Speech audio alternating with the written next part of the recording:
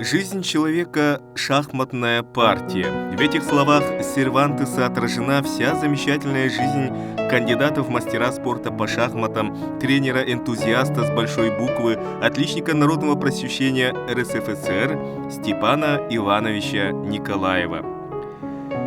Степан Иванович родился в 1928 году в семье эвенков-кочевников Шалагонского наслега Оленёкского района.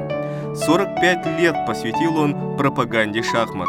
Будучи общественным тренером, воспитал несколько поколений шахматистов. Его ученики – победители, призеры республиканских соревнований «Белая ладья», шахматных фестивалей в городе Мирном, Удачном.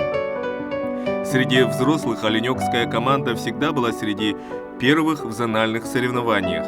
Кропотливый труд Степана Ивановича отмечен почетными грамотами Центрального комитета комсомола, памятной медалью Шахматной федерации СССР, знаком за заслуги в развитии физкультуры и спорта Якутской АССР.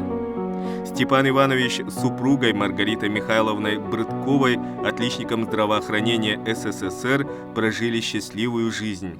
Вырастили и воспитали 2 дочерей и сына, имеют 5 внуков.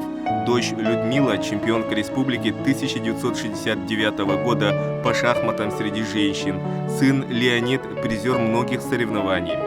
Все дети выросли достойными людьми, отличными специалистами в разных областях производства.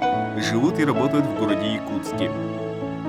5 марта 2001 года Степан Иванович, учитель и тренер с большой буквы, после тяжелой болезни ушел от нас.